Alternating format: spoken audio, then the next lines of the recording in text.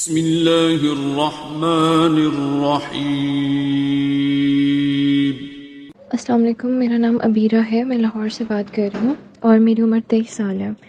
میں ریورٹڈ شیعہ ہوں اور مجھے شیعہ ہوئے 4 سال ہو چکے ہیں الحمدللہ، لیکن میری جو فیملی ہے وہ اہل سنت ہے، بریلوی۔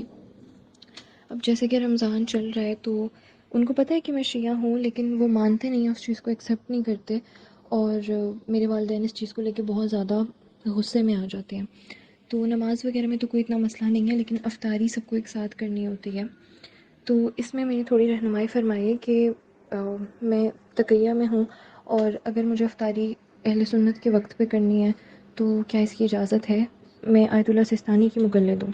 آپ کا جو مسئلہ ہے وہ مسئلہ صرف روزے کا نہیں ہے کہ آپ روزہ 8 منٹ بعد اگر کھولتی ہیں یا اگر آپ نماز جو ہے وہ علیحدہ پڑھتی ہیں، تو آپ کا تو پورا مسئلہ تقیہ کا ہے۔ یعنی اگر آپ کو خوف ہے کہ آپ کی جان اور آبرو جائے گی اور آپ ایک مذہب پر رہنا چاہتی ہیں، ادھر جان اور آبرو کا خوف ہے، تو پھر آپ مکمل طور پہ تقیہ میں ہیں۔ یعنی آپ کو وہ سارے اعمال انجام دینے پڑیں گے انہی کے مطابق جن سے آپ کو جان کا خطرہ ہے، جن سے آپ کو آبرو کا خطرہ ہے، صرف روزے کا مسئلہ نہیں۔ اگر آپ ہمارے لیٹسٹ ویڈیوز کے بارے میں جاننا چاہتے ہیں تو ہمارے چینل کو سبسکرائب کریں اور بیل آئیکن کو پریس کریں۔